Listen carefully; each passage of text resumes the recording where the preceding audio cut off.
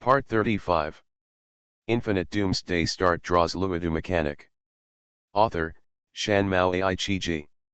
Chapter 341.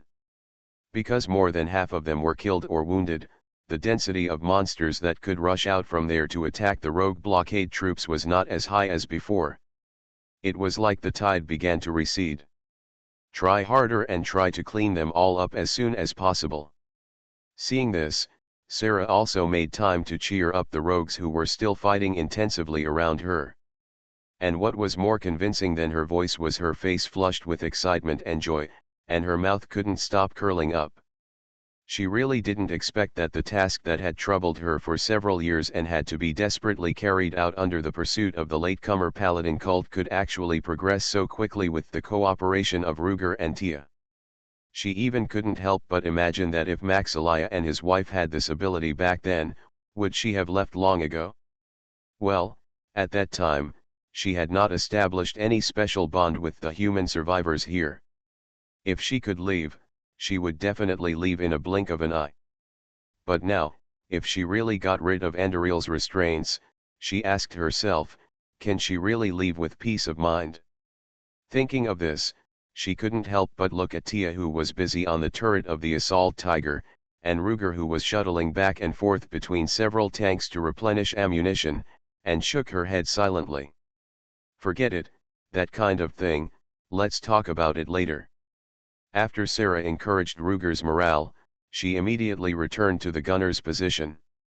She didn't have a high chance of using steel needle armor-piercing bullets here. In most cases, she still used the coaxial machine gun to shoot at the whiteboard monsters to keep her spirit in an excited state, so that she could respond immediately when there were monsters that needed to be bombarded. However, this need no longer existed. When Tia fired the sixth earth-shaking cannon, the monsters on the ruins of the Holy Light Cathedral could no longer form a monster tide. When the elite rogues in the back row pressed forward at the right time, the few monsters finally turned into Ruger's points unwillingly and disappeared from the world. Ruger, hurry up, keep blasting the floor. I know you must have a way. The last monster here was just killed by a burst of fire from an M2A1 heavy machine gun, and Sarah couldn't wait to get out of the turret and shouted to Ruger in the back row. You found this? Well, wait. Seeing her say this, Ruger smiled helplessly, but he jumped out from a grisly assault gun and ran to the front row of tanks in a few steps. As Sarah said, when the shelling was in the second half, he had already started preparing the things he would use at this time. Those things were not new, they were nothing more than engineering machinery such as bulldozers and road rollers. Moreover, he does not need to produce a full set of engineering machinery vehicles. After all, he now has dozens of high-horsepower tanks available. If he puts a bucket or something like that in front of the tank and makes it into an external accessory like a mine plow, he can go directly to clean up the battlefield. This has a bigger advantage. When other engineering machinery is working, they are afraid that monsters that come out from nowhere will suddenly attack it. But when the tanks are working on their own, if any monster dares to come out, the coaxial machine guns and anti-aircraft machine guns of the vehicles next to them can solve it. The tanks themselves are not so afraid of damage. Whether they are hit by enemy monsters or accidentally injured by friendly coaxial machine guns. At this time, the advantage of still using MG3 as a coaxial machine gun is that it cannot break the armor of your own people. When covering your own tanks, you don't have to worry about accidental injuries. Ruger's plan is good, but the actual operation is somewhat beyond his expectations. But it is not a bad accident, but a good one. The main thing is that the engine horsepower redundancy of the two Leopard 2A4s is too abnormal. They are thick-skinned and heavy-fleshed, and their engines have plenty of horsepower. After the buckets are installed, they are almost the first to push forward. In the end, at least half of the cleaning work was done by them. Of course, there is a little trick in this matter. Because the driver of the Leopard 2A4 with 3-color camouflage has been replaced by Luger. He nominally pushes forward with an external bucket, but in fact he recycles the broken bricks and tiles into the logistics space. As the car pushes forward, he collects them into the logistics space, so the efficiency cannot be low. As for what he wants to do with these construction waste, these are wastes from nightmare-level monster nests, and there is a lot of magic power contained in them. Of course, it is impossible to condense them into magic gems, but it is not a problem to extract a little magic power from them and add them to artillery shells and bombs as magic explosive powder. Frugality is Lugger's consistent advantage. In short, less than 2 hours after the bombardment stopped, the ruins of the cathedral no longer existed. During this period, monsters from the underground tombs kept rushing to the ground, but they could not last even a second under the concentrated firepower of the rogues. After the cleanup was completed, Sarah called Tia to bombard the floor again, but saw that Tia had already trotted over with a basket of explosives. "What are you doing?" Sarah saw this familiar scene and couldn't help but recall the scene when she went to the Forgotten Tower. At that time, Tia and Rogue also made such a pile of small explosives. "What is this called?" "Oh, yes, explosion." "Are you going to play explosion again?" Sarah asked. "That's right," Tia nodded, threw the basket of explosives to Sarah, and took out a long stick from behind with her backhand, but the top of the stick was a rather thick white chalk tip. "Help me." Tia rushed towards the ruins of the cathedral without looking back. "You put an explosive block on every white frame I drew on the ground. If there are 2 white boxes or more drawn somewhere, you put the corresponding number of blocks there." Tia was walking and drawing in front. She tilted her head and looked again, but she didn't see Sarah following her. She couldn't help but ask, "Huh? Where is the person?" Looking back, I saw Sarah holding the basket of explosives carefully and moving forward gently, with cold sweat breaking out on her forehead. "What are you doing?" Tia burst out laughing. "Don't be so careful, they won't explode.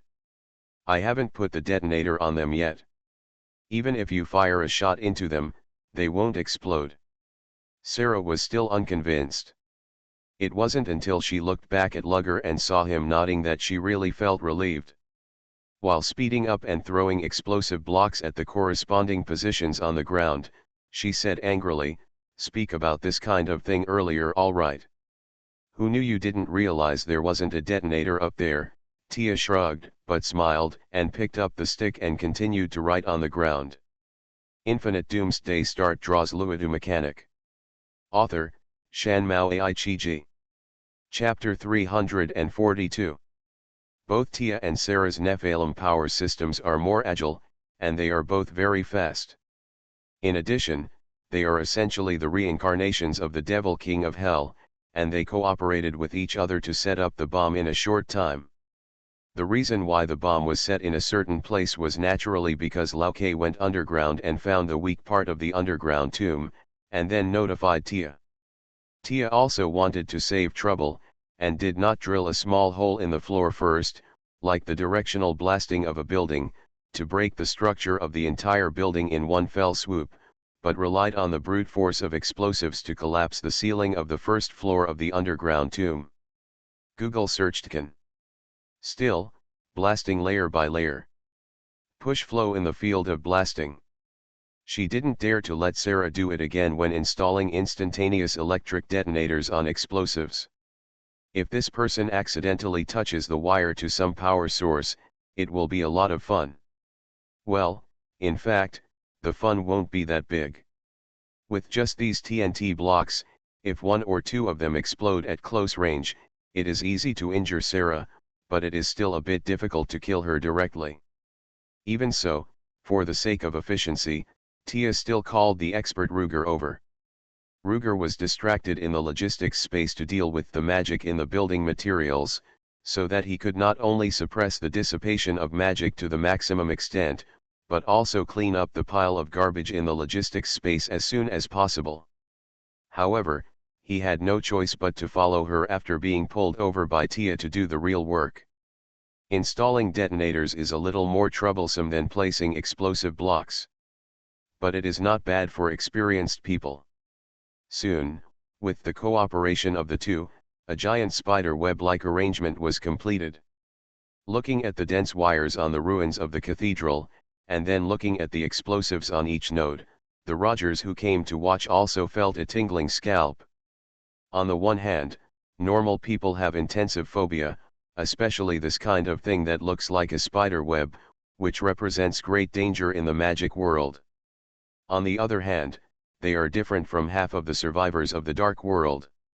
They are all elites who have been equipped with lost weapons and know how powerful these bombs can be. It is hard to say what will happen if those tanks drive up, but if only infantry go up, if this string of bombs explodes, it will be difficult for the dozens of elite rogues to survive. Soon. While the rogues were secretly trembling, Tia and Ruger completed the last inspection. Nodding to Sarah, they began to retreat. At the same time, Sarah also called on the rogues to retreat and prepare to meet the enemy. Boom boom boom. A string of buried explosives exploded in a staggered manner, just like the bombs used in war TV dramas to perform artillery bombings. When the explosion was halfway through, the floor began to collapse, and countless monsters rushed up along the cracks in the ground. Hold on, Sarah shouted the order firmly. When the last explosive was also detonated, the entire floor collapsed. The first monsters that rushed out were about to rush out of the inner corridor area. Sarah then shouted fire. Then, the long guns and short guns of the rogues finally resounded through the sky again. However, this time, the monsters on the opposite side were obviously much stronger than before. The cannon fodder monsters that could be dealt with 1 or 2 bullets before now mostly require at least 4 bullets. As for those big monsters with hard shells and enhanced defense, the 4 anti-tank guns of Pak-40 became powerless. If 3 armor-piercing shells can only kill a rocky beetle monster like a small hill, as long as there are more than 5 such monsters on the field, it will be easy to break through the rogue blockade. The pressure on the rogues increased sharply, and Sarah, who was on the front line in a dark green painted leopard too, naturally felt the same. Well, this word is used wrongly, because she was originally on the front line, and the pressure on others was high, but her pressure was not small at all. Although Sarah was very eager to see the final goal approaching her little by little. But under such pressure, she couldn't continue to ask others to follow her and push forward. After hesitating for a while, she still knocked hard on the tank's inner armor, rushed out of the hatch and shouted, "Everyone listen. Retreat to the second line. There are 3 lines of attack to siege the cathedral. At present, the rogues who are almost 100 meters outside the inner corridor are the first line, which can surround the cathedral area. The second line has retreated almost 1 kilometer. The third line is the edge of the outer corridor, basically at the edge of the outer wall of the far monastery. The East Gate fortress was built on the basis of the Tamo Mountains. The terrain is dangerous and it feels like the location of the World War II underground arsenal in the ghostly underground city. So the first line of defense of the rogues to siege the cathedral is still a backshape. After retreating to the second line of defense, it began to change to a mortar shape, that is, the encirclement began to have a gap. If you retreat to the third line of defense, the so-called encirclement will no longer exist, and the line will return to the original equals shape. That is, the 2 armies will clash face to face.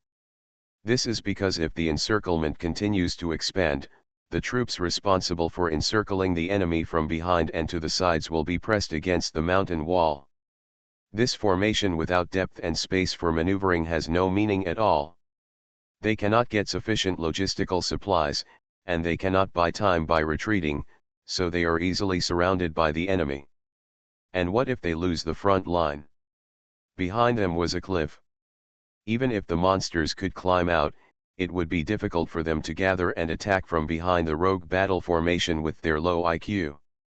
In this case, if they wanted to escape from there, let them escape. When the magic power on their bodies was almost consumed, they would just regress to ordinary monsters. No need to worry at all.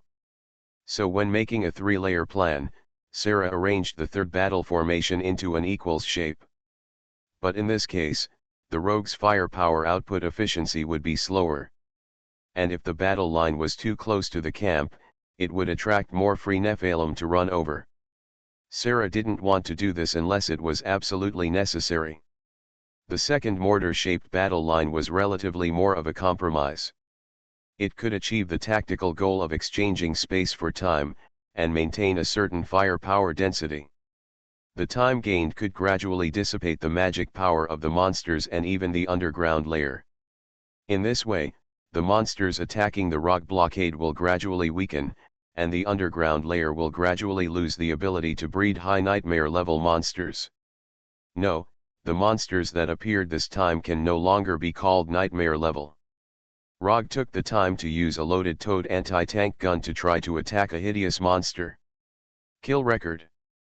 Kill undead creatures, ashes, burning skeleton wizard, hell level, unique, get 650 points. You are listening to Novels at Bless Up channel. Wish you happiness and luck. Please subscribe to receive new novels. How do you feel about this novel? Please like and leave a comment. Infinite Doomsday Start draws Luodu mechanic. Author, Shan Mao Ai-Chi-Ji. Chapter 343. Hell level, these monsters are definitely hell level.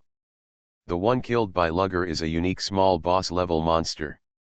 This thing actually gave Lugger 650 points, which is nearly half higher than the Bloody Countess.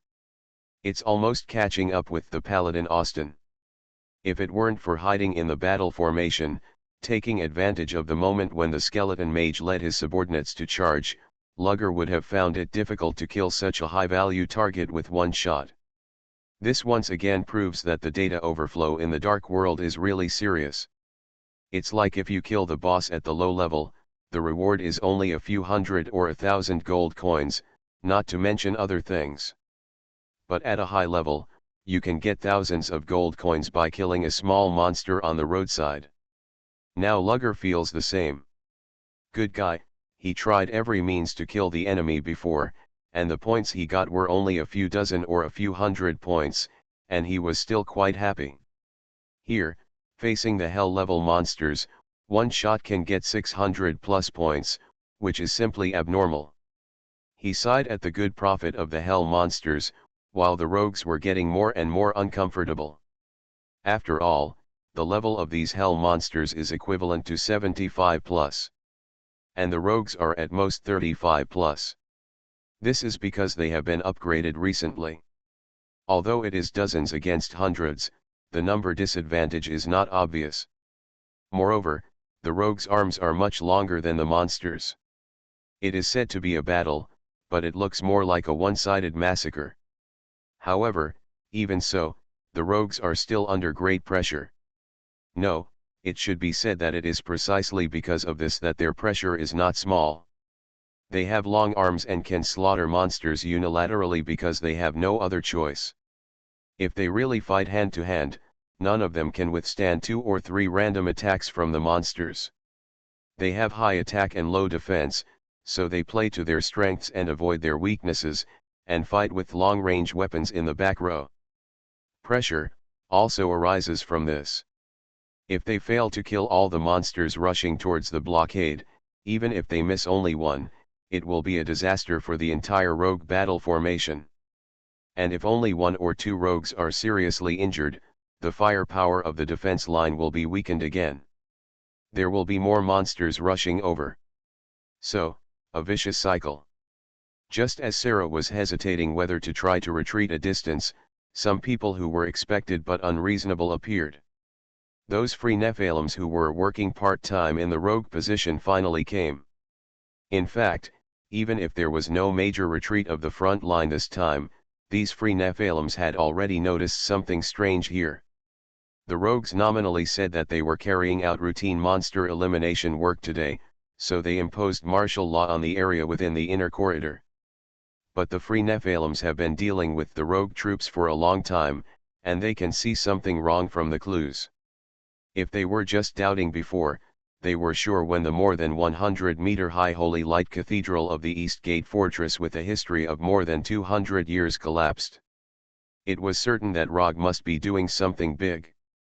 In this way, they who were scattered in the monster nests in various parts of Tamo Highlands to carry out free missions would naturally gradually gather towards the inner corridor of the monastery.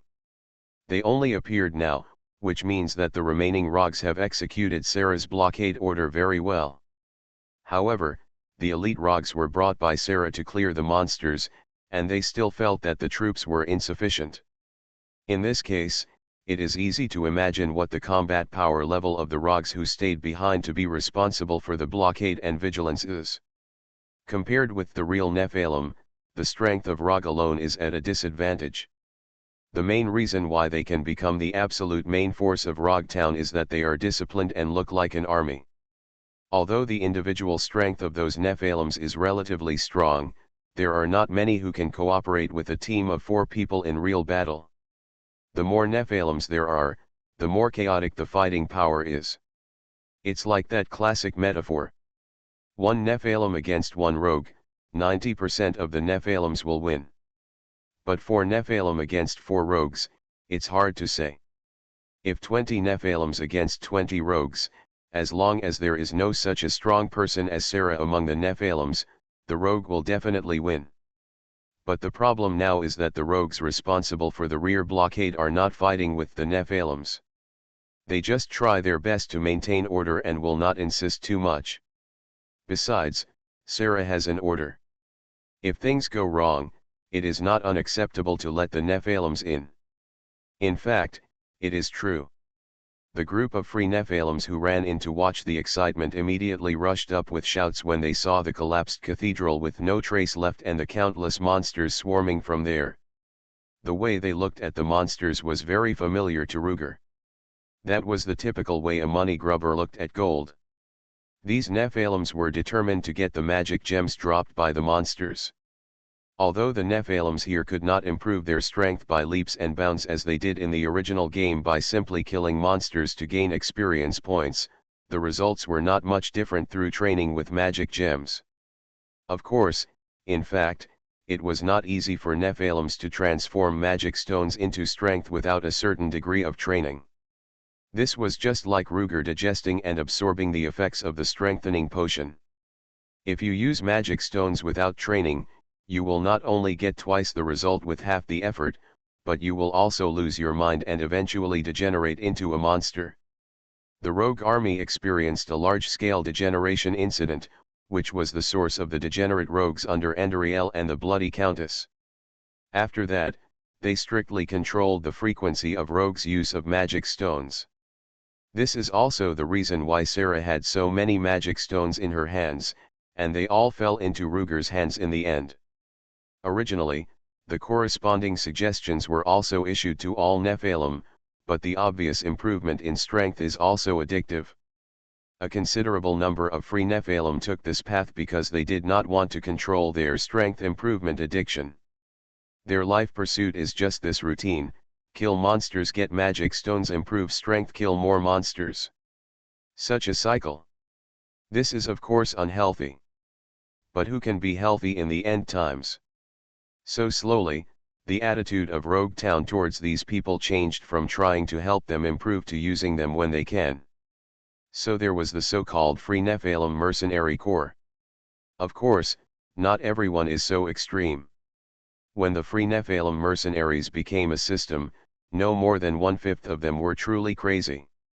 Unfortunately, most of the Nephilim who could come here like hyenas smelling the stench of rotten meat were of this type. When they saw the massive monsters running out of the ruins of the cathedral, they didn't even look at Sarah next to them or the rogue blockade in front of them, and rushed forward on their own. Infinite Doomsday Start draws Luodu mechanic.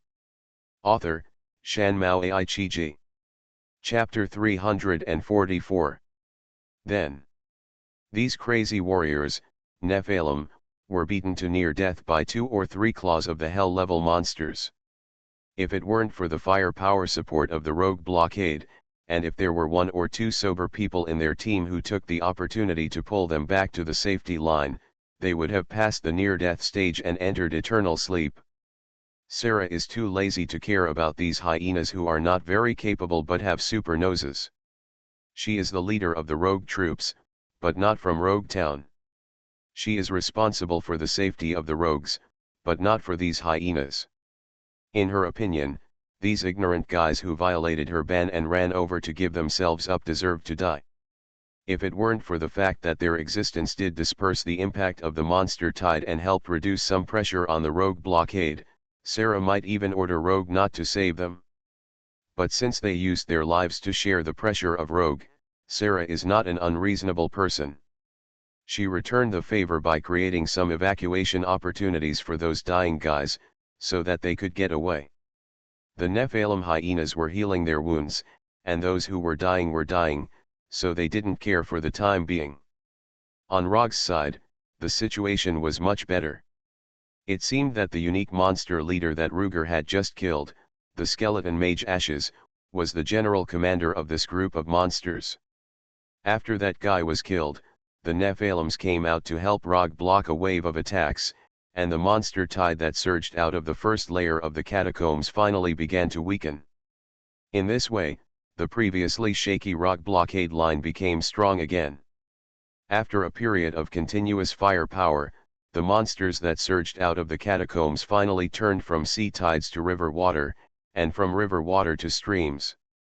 In the end, it was like a tap that was not tightened, with a drop from time to time. This should be okay, Sarah muttered as she looked at the situation, turned her head and looked around, looking for a figure. Lugger? Tia? Is this okay? Continue to the next level. Tia quickly jumped down from the rear assault tiger, but Lugger was nowhere to be found. After a closer look, this guy was actually chatting with the rogue gunner in the Inuk unit. Sarah Tia's eyes immediately showed murderous intent. But soon they found out that Lugger was not just flirting with Miss Rogue. That rogue was not an outsider either. He was a rogue who had been fooled into being a legitimate wife by the human guards of the second shelter. Beside her, there were also Lugger's old acquaintances, Sister G36, etc. It's a pity that Sister MP5 has been sent out as a high-end reconnaissance talent to monitor the movements of Rogue Town. The original 4-person team has been dismantled and has become the captains of various new teams. The reason why Lugger looked for these people was because he was familiar with them and made sure that they could understand what he said. And what he was doing was to replace the rogues with new ammunition. Armor-piercing high-explosive incendiary bombs. And subcaliber armor-piercing shells. Both are mature ammunition of 7x99mm caliber. But the cost is not low. So Ruger did not arrange for the rogues to use this kind of bullet at first. However, the hell-level monsters on the first floor of the catacombs almost broke through the blockade of the rogues, but also provided Ruger with a large number of points. Let's take the lowest level cannon fodder monsters as an example. The average contribution of ordinary cannon fodder zombies or fallen demons is about 1 point. A nightmare-level cannon fodder monster can provide 45 points. And these hell-level monsters, which are just small cannon fodder, can also provide 75 plus points. There are at least 150 plus monsters that just emerged from the underground layer. Even if we don't consider the elites such as blue name monsters or gold name monsters, these monsters alone provide Ruger with more than 10,000 points. That's 10,000 points. If converted, a main battle tank can't be taken down, but an armored transport vehicle can almost come out. This is the direct selling price of the Black Shop System store. It almost doubled someone's wallet. In this case, how could he be stingy with these special ammunition? If it weren't for the insufficient productivity, the huge investment, and the fact that it was not very easy to use, he would have wanted to replace the heavy machine gun that Inuk had just changed from MG3 to M2A1 again. Replace it with a rapid-fire cannon with a caliber of at least 30 mm. In short, the 27mm caliber ammunition can greatly increase the damage that the rogues can do to those hell monsters. Most of the monsters at the nightmare level before had armor at the level of the number 1 tank or even lower. There were not many that could reach the level of the number 2 tank. Browning heavy machine gun bullets BMG are enough. But these at the difficulty of hell immediately transformed the cannon fodder monsters from the number 1 tank into the middle and late stage of the number 3 tank. Those elites can even reach the defense of the late stage of the number 4 tank. At the boss level, they are really at the level of the number 5 tank leopard. If there is a hell level defensive leader level elite monster, it might be a living tiger heavy tank. Faced with this threat, the ammunition provided by Ruger really solved an urgent problem for the rogues. He spent some time explaining the usage to several rogues, especially the 2 types of ammunition used for heavy machine guns and assault rifles. So, he asked these rogues to help him explain to others as assistants, while he walked around the tanks. Seeing his wallet visibly reduced, he would be lying if he said he didn't feel bad. However, he had just earned 5-digit points, and it would cost less than 3 or 4 digits to change the clothes for all the rogues, so he just held back. He silently repeated it 20 times. This is equivalent to fishing bait, the principal paid for stock trading, and sharpening knives before chopping wood. This is a necessary sacrifice. The sacrifice is for greater gains. With such a mumbling, he barely managed to complete the rogue's change of clothes. He just breathed a sigh of relief with exhaustion, but Sarah, who had been watching him all the way, immediately caught up with him. "Lord Ruger, you've worked hard." Seeing him working so hard, Sarah couldn't help but stand behind him and rub his shoulders in a flattering manner. What are you doing?" Ruger was flattered on the one hand, and on the other hand, he knew that she was the same as Tia in this respect, and must be holding back some bad ideas. Nothing, just look, the first floor is solved, right? When will we continue to the second floor? Also, if it's the second floor, it seems that our tanks can't get in, right? What about those fallen floor materials? Oh, so that's what you're talking about. Ruger now understood why Sarah came. Or was she in a hurry to blast open the floor of the first underground floor and the ceiling of the second floor? If the tanks couldn't go down to the first underground floor, she should have hung a bucket on the tanks and led the way. Infinite Doomsday Start draws Luodu mechanic. Author, Shan Mao Ai Chi. Chapter 345. Now, you go dig a hole around it, build a slope, or a circular ramp or something, and just drive the tank down. Ruger pretended to be relaxed. Oh, isn't that a waste of time? Sarah's hand squeezing his shoulders visibly increased strength. We, Mr. Luch, are the most powerful. We will definitely be able to solve this problem quickly, right? The Demon Queen is indeed a generation of Demon Queen. Luch said in his heart that it was amazing, Sarah was worthy of being the reincarnation of Andariel. This generation of Demon Queens can start cooing so easily that ordinary women can't compare to it. Not to mention Lugger, who was favored by the main force. Even some of the Lugger who were watching were so fascinated by the obsequious manner that his immediate boss deliberately exuded with every move and every move. For a time, the number of Rogs in Rog's army who suddenly suspected his own orientation skyrocketed. Fortunately, there were people present who were extremely resistant to her appearance. That's Tia. Seeing that she was about to charm her men so much that they had no intention of fighting, Tia hurriedly ran over and knocked off the hand she was massaging Lugger with. Okay, I got it. Why don't you just continue to blast the second underground floor? Come on, give him to me and I'll help you. With that said, Tia picked up someone whose bones had softened by 3 points and ran towards the catacombs. The quick action made Sarah immediately know that her ex was probably jealous. However, the object of jealousy is not myself, but that man. Why is this feeling so strange and a little exciting?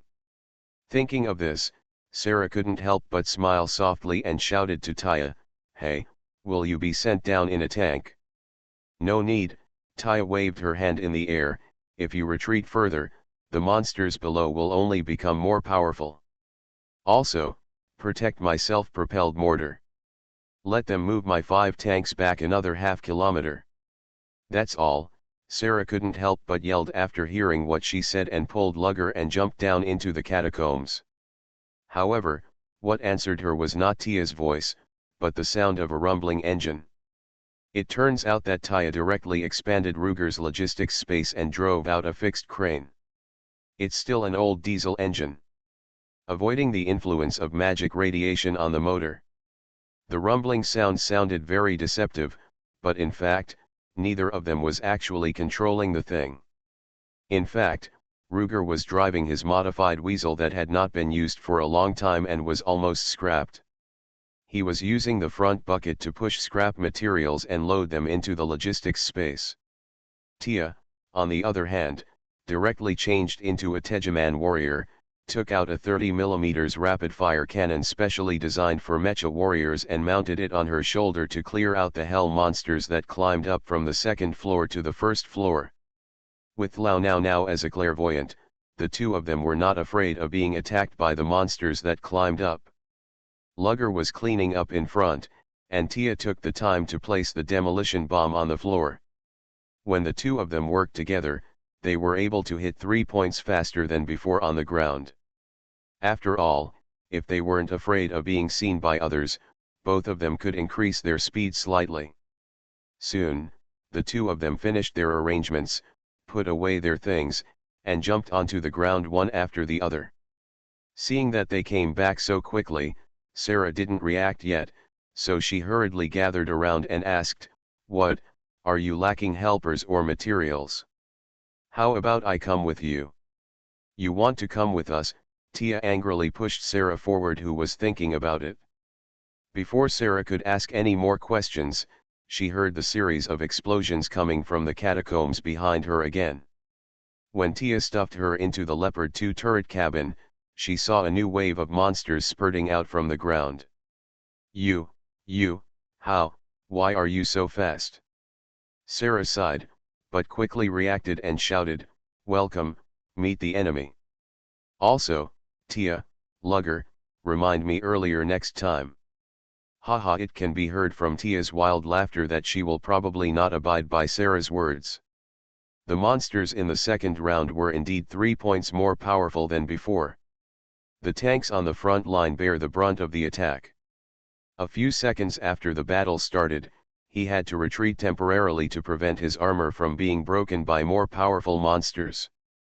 However, as the heavy machine gunners on Inuk gradually became accustomed to the rhythm of Ruger's new ammunition, the Ruger quickly stabilized the front, and the situation gradually improved.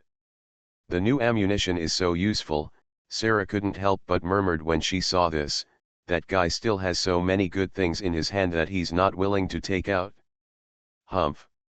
Well, using a honey trap against him can easily be interrupted by someone's jealousy. So, how about changing the target? Sarah was famous for planning here, but Tia, who was controlling the self-propelled mortar a few hundred meters away, shuddered severely. "What's going on? Could it be that some bad guy is trying to figure me out? Hoo, come on then. Let them see how powerful Lady Tia is." As he spoke, a 380mm heavy cannon under Tia's seat was fired again. Rog's side stabilized the front, but some people on the battlefield became unstable again. Yes, it was the free Nephilims who had managed to escape and save their lives. Moreover, as time goes by, more and more Nephilim find that there is something wrong with the situation here and gradually gather around.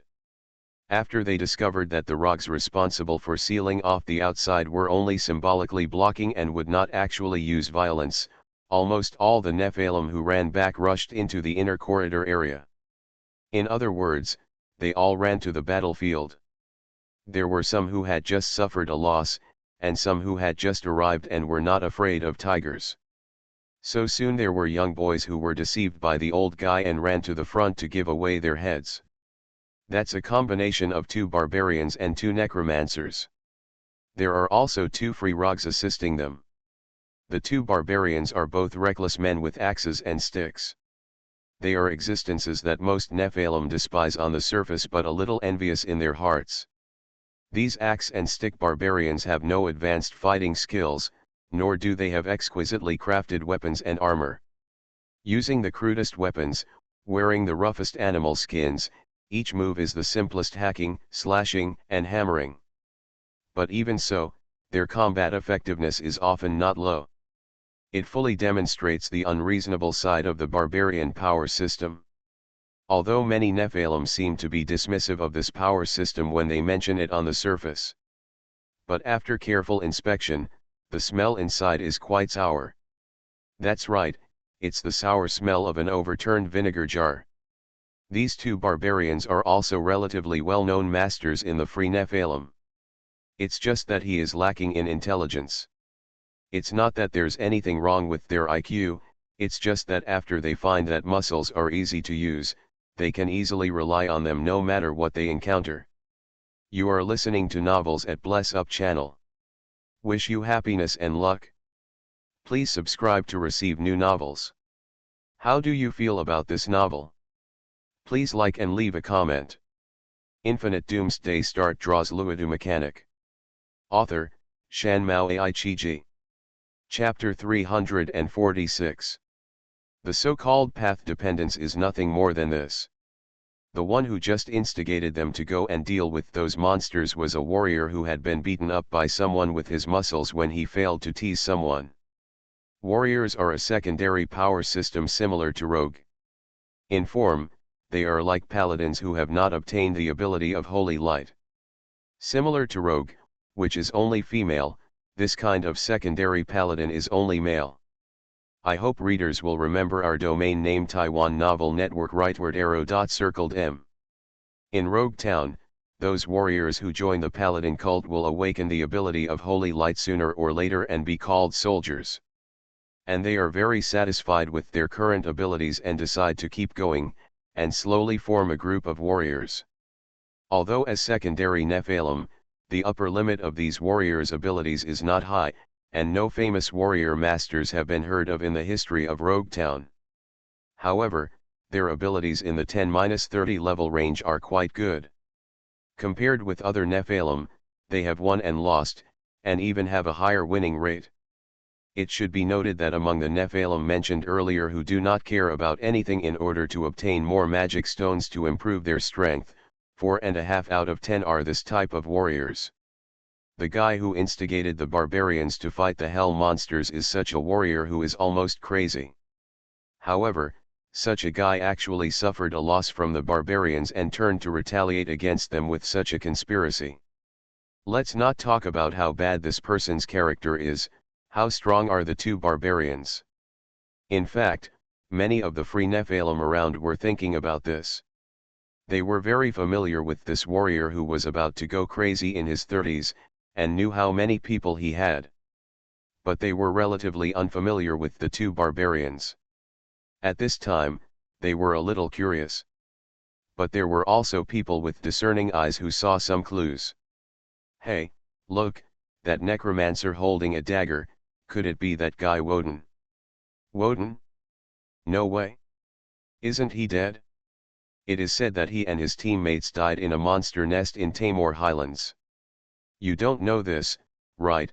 Someone next to him said proudly. I heard that the incident of accidentally entering the monster's lair and dying together was simply a conspiracy.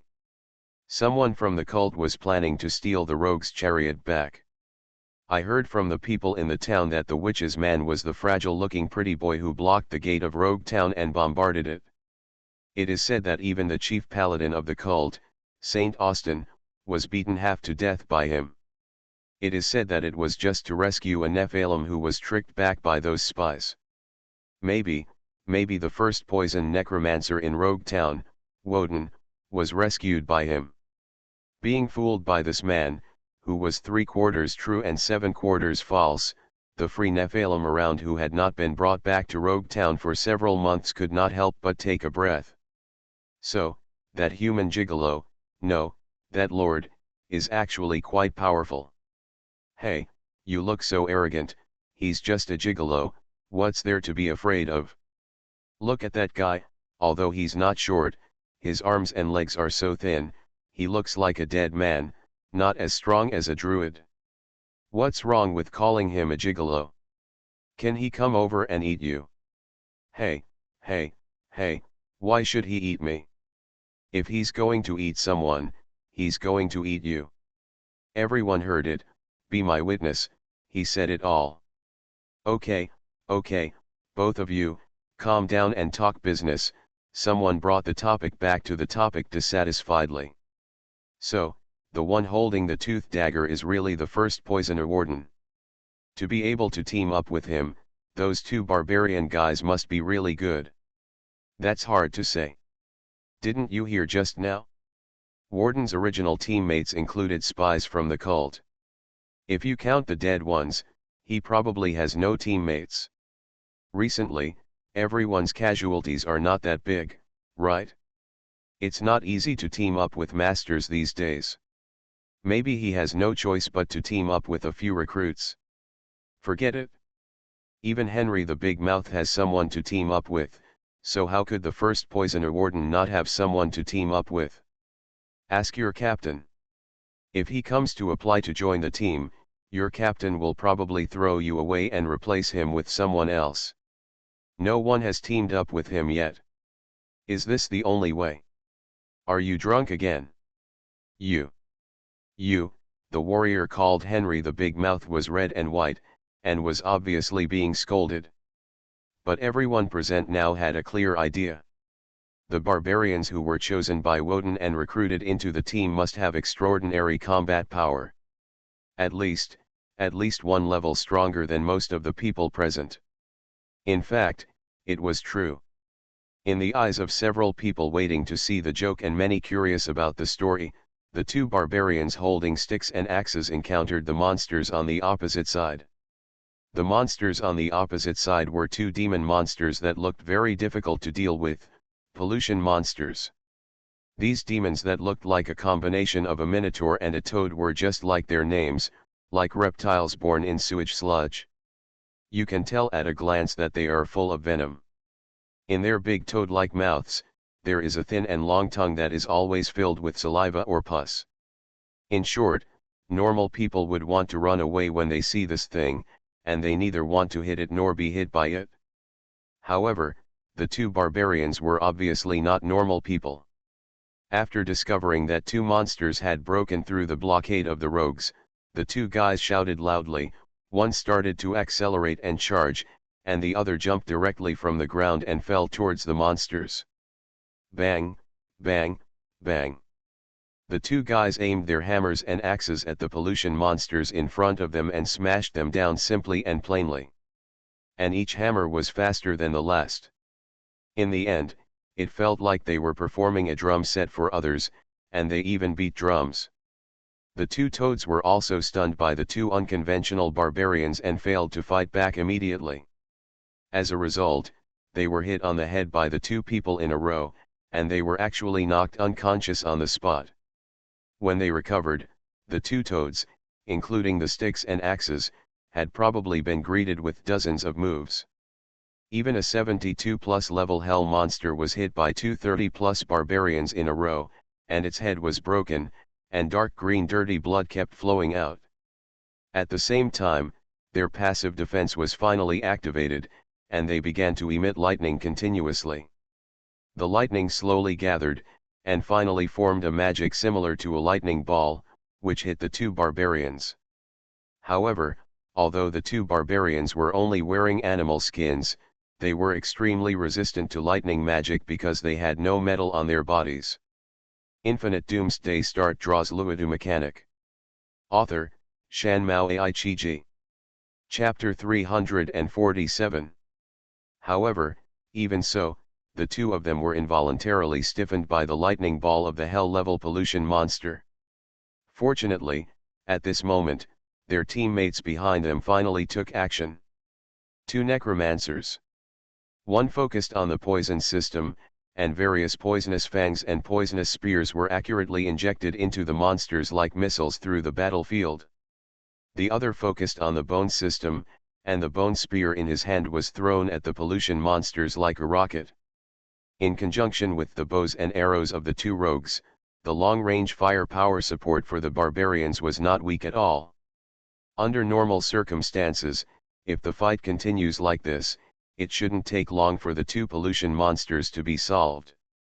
Seeing this team of Nephilim so brave, the onlookers couldn't help but cheer.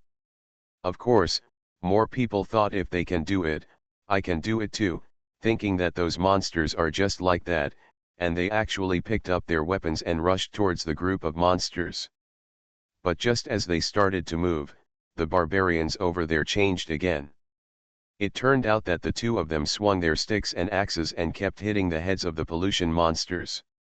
Although this method put them in a state similar to dizziness, it was difficult for them to do anything other than instinctively discharge electricity to fight back. But after a long time, the weapons in the hands of the barbarians could not hold on under the corrosion of the blood of the two pollution monsters. With a click, it broke. Although the volume of this click was not loud, because of the special sound quality, most people who paid attention to this area could hear it. This sound was like a drum beating in everyone's heart. Among those naive who were about to rush up, a few who were still sober also stopped. They wanted to see the end of the barbarians over there. If they died, they would definitely retreat. If they were alive, they also wanted to see how others would deal with it. As for those who continued to rush without being affected, they were either extremely powerful or thought they were powerful. The former would probably become famous. As for the latter, they would probably go without return. Looking at the barbarian, although his weapon was broken, he was not affected at all. There is no hammer, right? Then use fists. This is when the advantage of using sticks and other weapons is revealed. A hammerhead is still a hit when it is swung round. A fist is still a hit when it is swung round. As a result, he received the heavy blow to the head so smoothly. However, it hurts to think about hitting a high-level monster's head with a fist. And the dirty blood that flows out of that thing has a corrosive effect, which will only hurt more when it splashes on your hands. However, the barbarian himself has thick skin and flesh, and he also punches his own people. The calluses on his pair of iron fists have long protected his hands tightly. In addition, the barbarian is born with high resistance to abnormal attributes, so he just punches the dirty blood directly with his fists, and nothing happens. The onlookers and the copycats saw that the barbarian still relied on this rough and arrogant trick to fight back, and they were amazed and shook their heads. Praise, indeed, he is a barbarian, and his moves are also 100% barbarian style. Shake your head and sigh, he is indeed a barbarian. This move can't be learned by others even if they want to. The reaction of the onlookers is so great, and the pollution monster that was beaten up is even more so. I don't know whether the barbarian is born with supernatural power, or the pollution monster feels that he has become a tiger on Xinjiang and feels ashamed. In short, after being punched dozens of times in the head by Wu Barbarian Song, the pollution monster used up the last bit of strength to roar to the sky, wanting to detonate the lightning magic element in its abdomen to die together. However, it was too imposing, causing the middle door to open, and was punched directly into the lung tube by others, and the internal organs were directly pulled out through the throat. The scene was bloody, violent, and disgusting. Some of the onlookers who were not well informed almost vomited.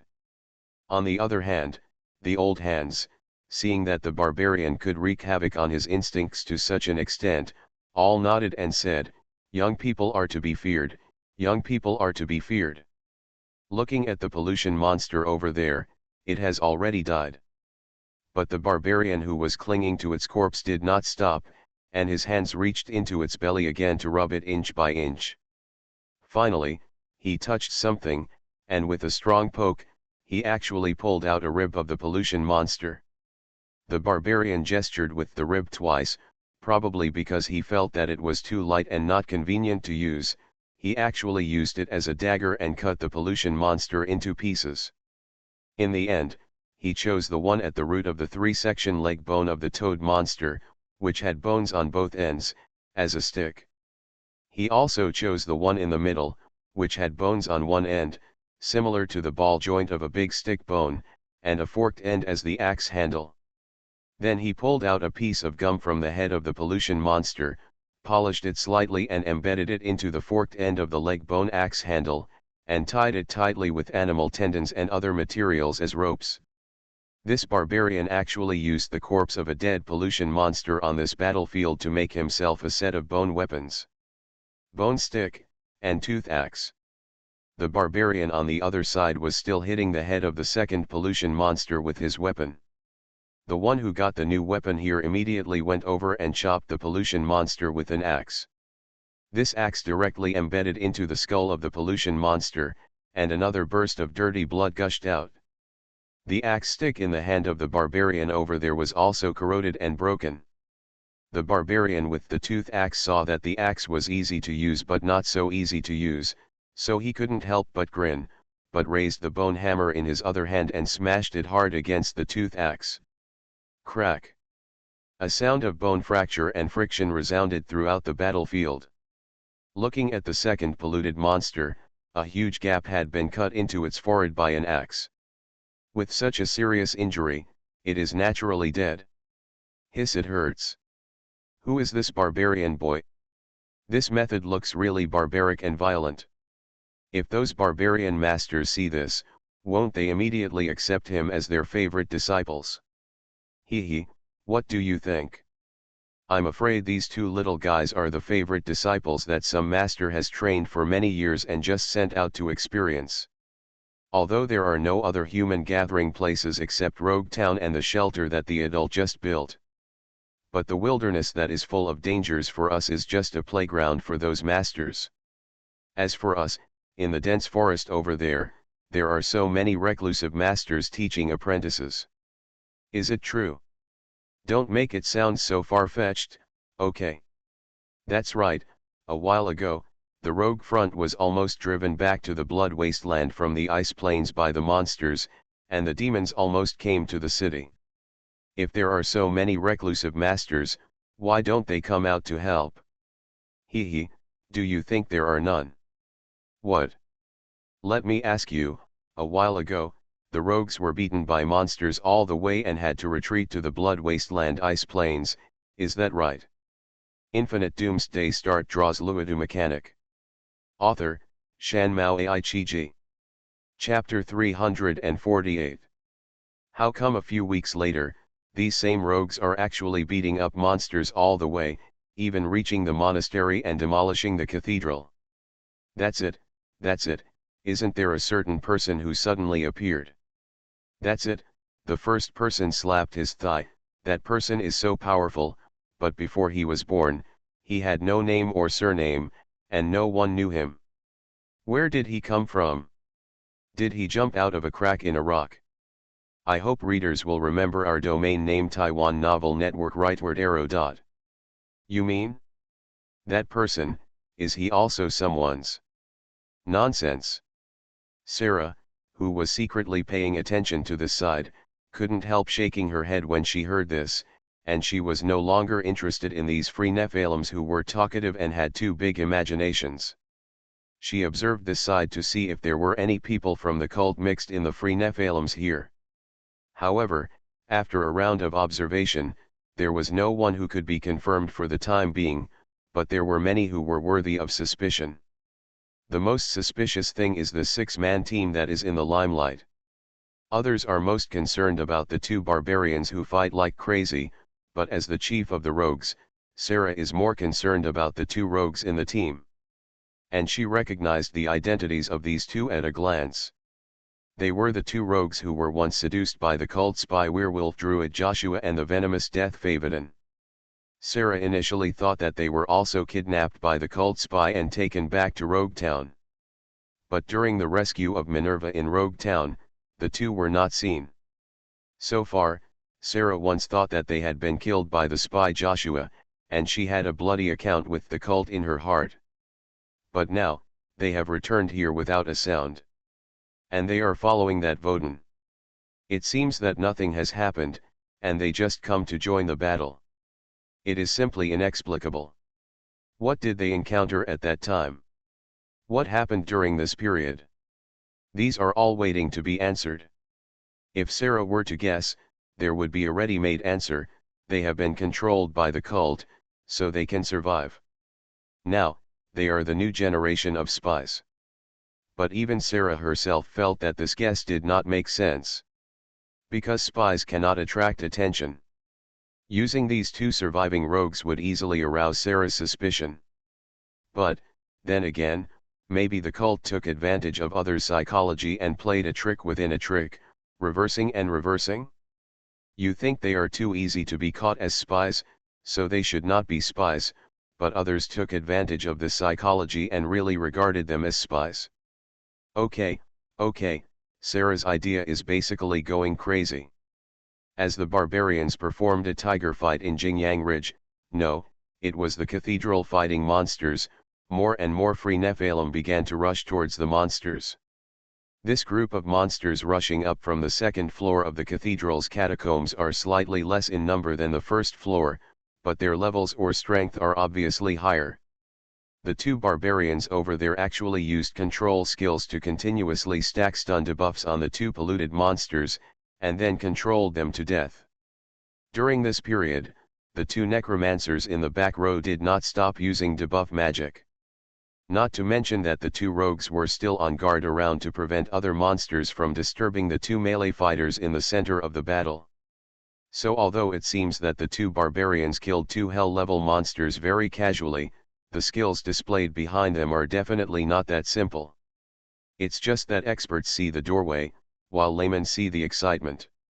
There are too many guys who don't know what's going on, and they can't see the reason behind it at all, so they just rushed over.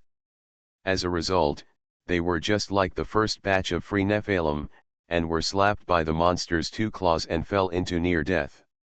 On the other hand, look at the barbarians. The second barbarian also changed a set of bone hammers, bone sticks, and tooth axes, and made a pair of leather gloves for himself with the skin of the polluted monster.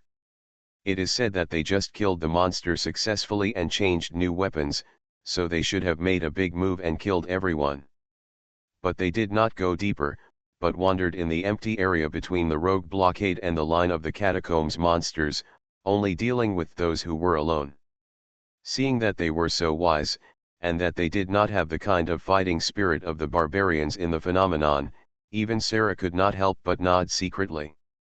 I thought that it would be good if these people were not spies of the cult. These are really some good seedlings. Even if they develop further, they are qualified to become her chosen ones. The ones who help her complete the transformation of the demon god. Of course, now that she has Ruga, and she has Tia for free, she does not need to find anyone else. This just shows how great the potential of these two barbarians is. More and more free Nephilims joined the battle, and more people who were overconfident were beaten and killed. Fortunately, the firepower support of the rogues was timely, and only a few people really lost their lives. In general, these Nephilims want to act as attackers to eliminate those hell-level monsters, that is to forget it. But with them holding the enemy at the periphery, the rogue front had more time to react. As a result, the rogues did not need to retreat again and could hold on to their current defense line. Gradually, the monster tide began to retreat again. However, this was originally a good thing, but because of a certain free Nephilim's big mouth, it increased the variables.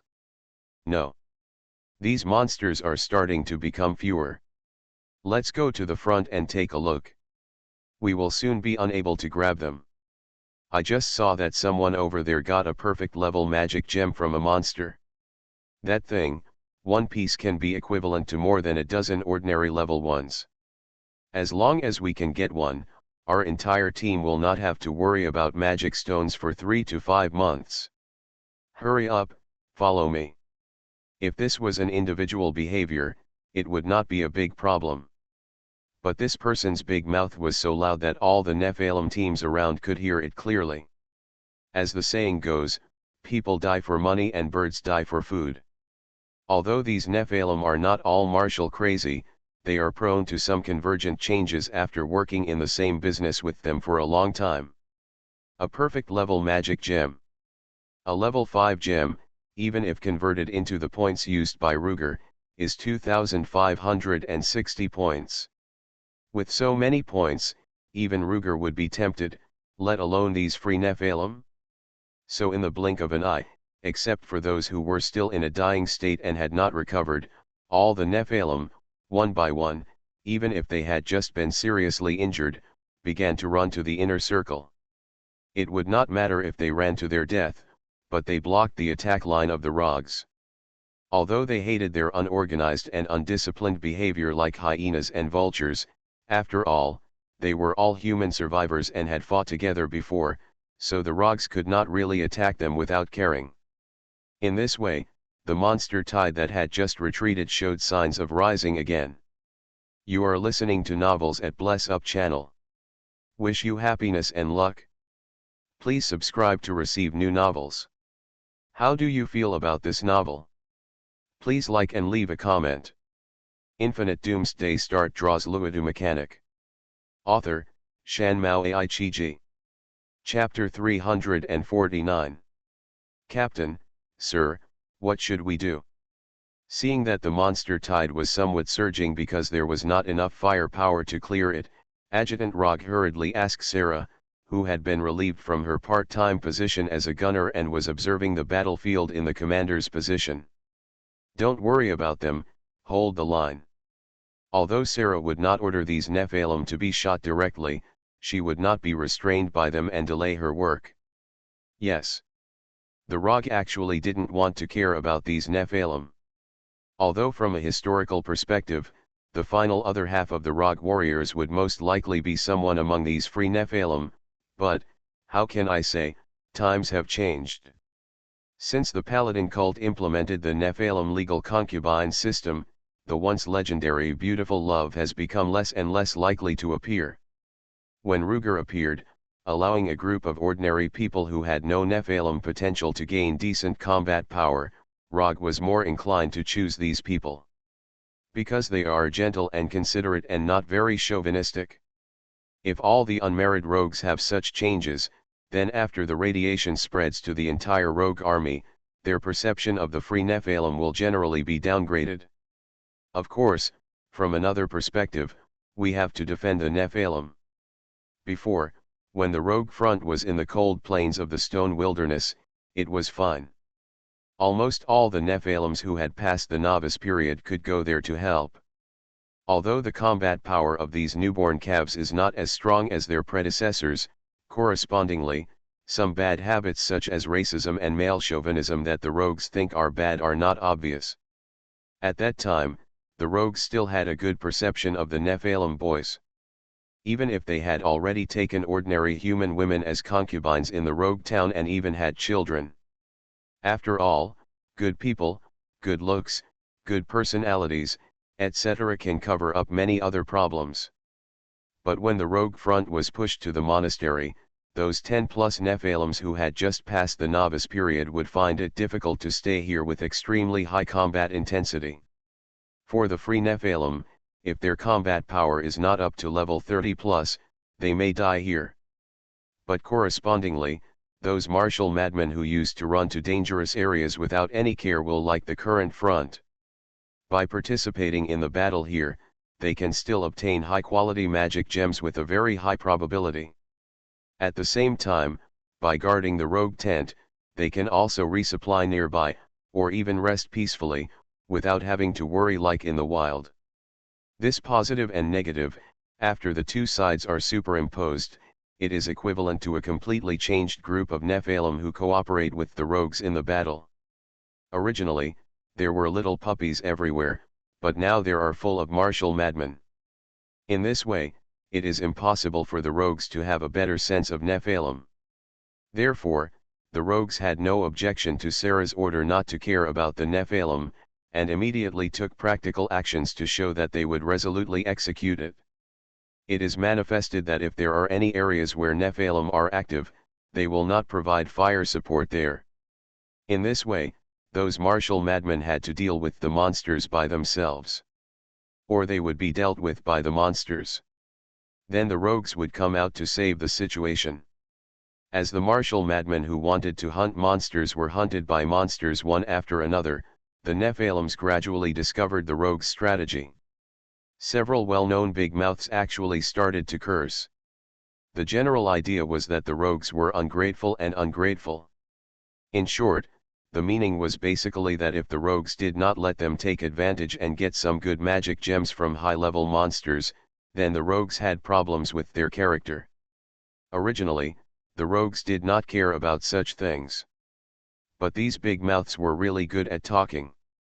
Well, to be precise, they were good at cursing, and they had no bottom line when cursing.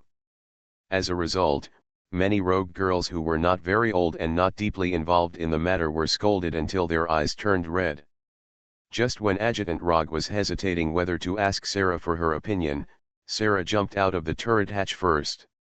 The anti-aircraft machine gun originally in the loader's hand was moved to the position of the commander's hatch by Rog because there was no loader position.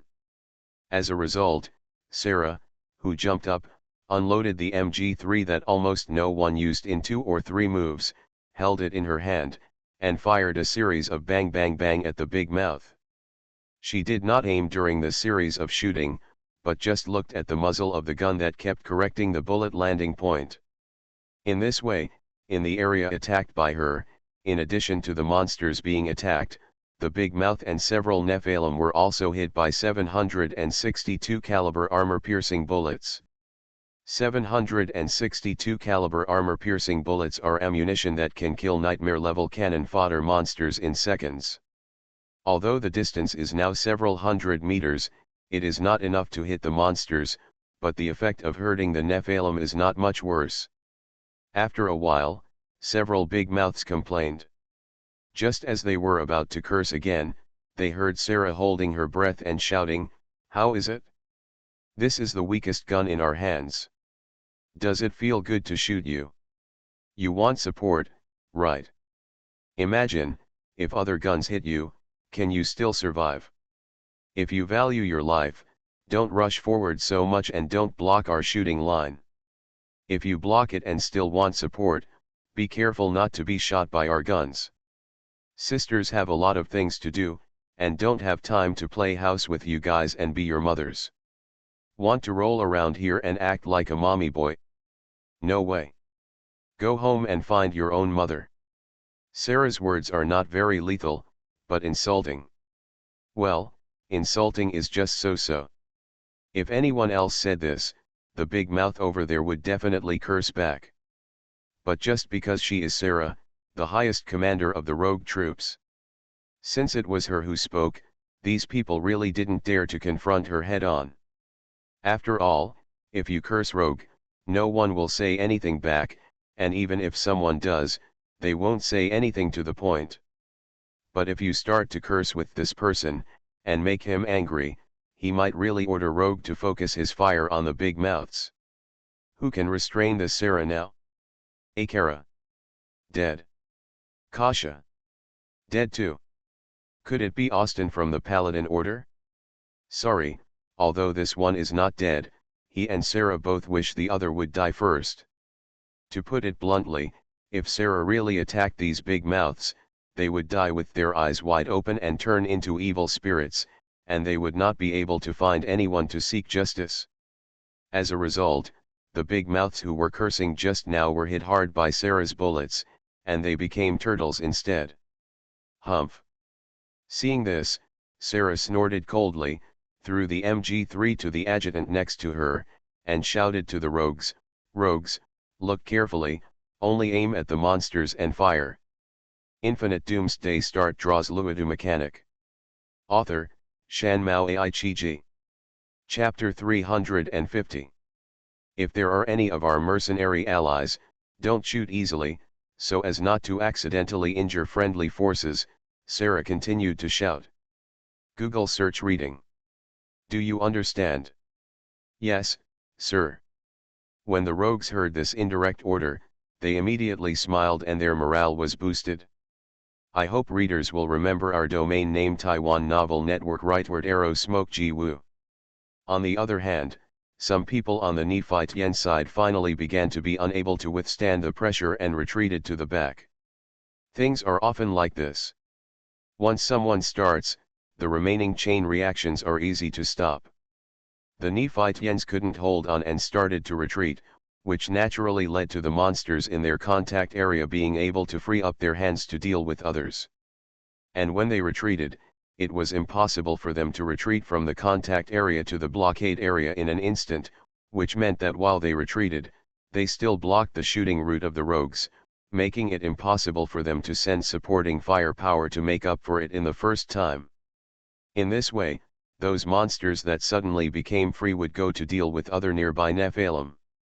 And those Nephilim, if they did not reserve some trump cards for themselves, would easily be defeated by the sudden surge of monsters. Then, those who had a little spare strength would find that their pressure would only increase, so they had to choose to retreat wisely. The entire Nephilim hunting front collapsed like a domino. And those expert groups who were skilled and bold and did not evacuate at the first time also missed the opportunity to retreat and were gradually surrounded by monsters. Originally, as Sarah had shown before, the rogues were happy to see the collapse of the free Nephilim. But Tia, who was bombarding the group of monsters in the cathedral, suddenly glanced at the free Nephilim over there. As a result, she saw a few familiar figures among the people surrounded by monsters. She wanted to help rescue people, but the 5 self-propelled mortars relied on her command. If she changed the muzzle to support the Nephilim, because the self-propelled mortar had no movable turret, she would have to ask Rog in the cockpit to change the direction of the front of the vehicle. In this way, the artillery firing parameters had to be readjusted. And there could be no mistakes. Otherwise, if a heavy artillery shelled the Nephilim, the monsters next to them might not be in trouble, but they would definitely die. In this situation, Tia felt helpless and could not help but use her ultimate move. Luodu, Luodu. Go and help save people. Tia's ultimate move, the Great Summoning, took effect immediately. The humanoid logistics supply vehicle, Luodu, who was still running around the battle car to supply ammunition, immediately looked in the direction of Tia and saw 2 Nephilim who were still fighting spirits while being surrounded by monsters. 2 barbarians. They were the 2 who had changed their weapons to bone hammers and tooth axes before. Not far from them, there was a support team consisting of 2 necromancers and 2 rogues, providing them with long-range support at the safest possible distance. But the firepower was too weak, far behind the speed at which the surrounding monsters gathered around the barbarians. Especially when there were monsters that planned to surround and attack them directly, they could only prioritize the monsters that were about to rush to their side. As a result, the situation on the side of the 2 melee barbarians became even worse. To be honest, seeing the wild and violent fighting style of the 2 barbarians, Rogue also felt a little excited. Sure enough, a real man still needs to punch the flesh to be refreshing, right? But the next moment, he was called back to his mind by another urging from Tia. What is the relationship between these 2 people and Tia? Looking at their disheveled hair and big beards, could it be that they are also uncles who once took care of Tia? Without time to think, Ruger hurriedly summoned a full set of Iron Man armor and put it on. He raised the new weapon in his hand and adjusted it twice, then rushed over in a hurry. During this period, the rogue troops cleared the hell monsters, providing him with a huge amount of points. So far, his wallet, which used to need to calculate a few points, has already had up to 30,000+ points. This person, even if he is stingy, will want to buy something new to reward himself after suddenly making a lot of money. The legendary Mr. Guo who became rich overnight, didn't he still order a peanut as a snack? Ruger's side is similar. Like before, he suddenly became generous and replaced new ammunition for rogues, which is one of this performance. But he hasn't bought anything himself. It's not that he doesn't want to buy, but he has no target. But now it's good. Seeing the 2 barbarians fighting in the monster group, someone's machine soul was also ignited. Isn't it just a melee mechanic? Do you really think we don't have it? There have been many mages who have made a name for themselves in close combat in this multiverse, starting with the old man with white beard. The fragile professional mechanic, who is also considered incompetent in close combat, can't he try close combat? So someone spent a lot of money, 200 plus points, to cosplay the main weapons of some close combat machines.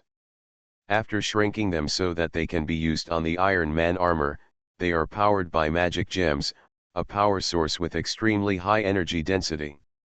Now, he even added a turbofan engine booster to his Iron Man armor.